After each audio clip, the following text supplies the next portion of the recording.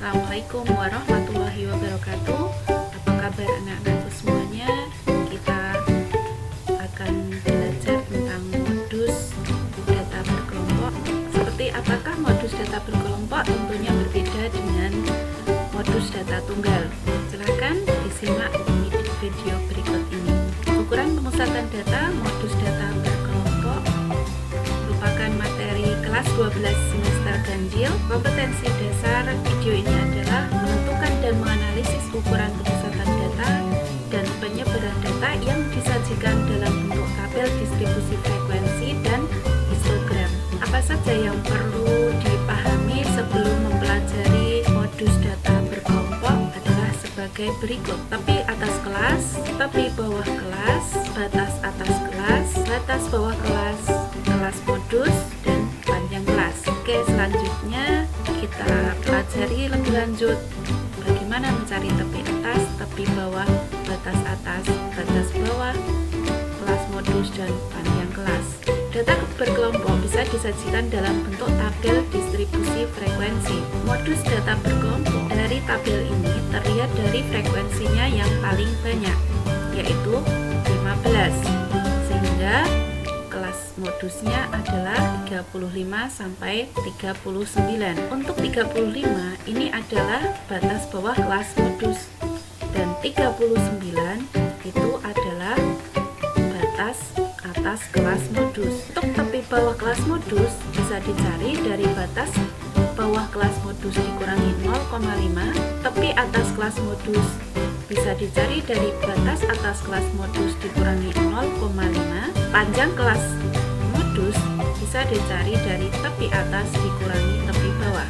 Bentuk lain penyajian data bisa berupa histogram seperti ini. Kelas modus merupakan kelas yang punya frekuensi terbanyak, yaitu 12. Tepi bawah kelas adalah 44,5. Kemudian tepi atas kelas modus adalah 49,5.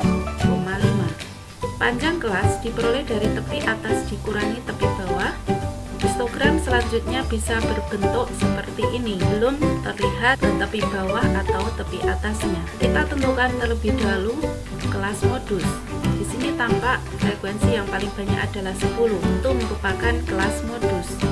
Sehingga kita tentukan tepi bawah kelas modus adalah setengah dikali 70 ditambah 75, yaitu 72,5.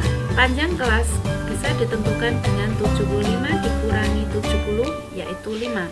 Lebih jelasnya kita lanjutkan dengan rumus mencari modus. MO sama dengan TB ditambah D1 dibagi D1 ditambah D2 dikali P. Dengan keterangan MO itu adalah modus, TB adalah tepi bawah kelas modus, P adalah panjang kelas, D1 adalah selisih antara frekuensi kelas modus dengan frekuensi kelas sebelumnya, D2 adalah selisih antara frekuensi kelas modus dengan frekuensi kelas sesudahnya. Untuk meningkatkan pemahaman, silahkan disimak contoh soal berikut. Pada tabel distribusi frekuensi, kita lihat frekuensi yang paling banyak adalah 15, sehingga 35 sampai 39 itu merupakan kelas modus. Tepi bawah adalah 35 dikurangi 0,5 sama dengan 34,5. Kemudian tepi atas adalah 39 ditambah 0,5, hasilnya adalah 39,5.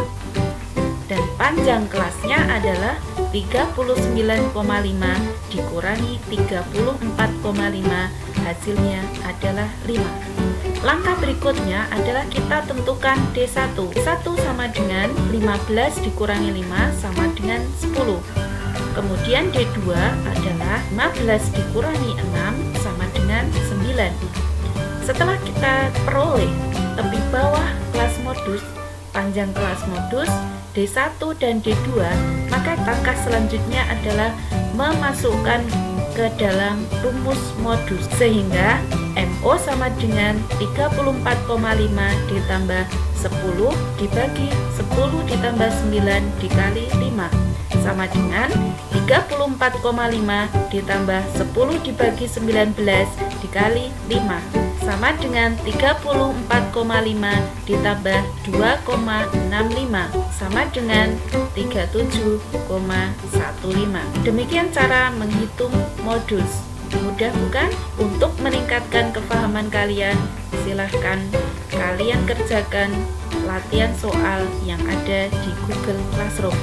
Terima kasih, selamat belajar. Assalamualaikum warahmatullahi wabarakatuh.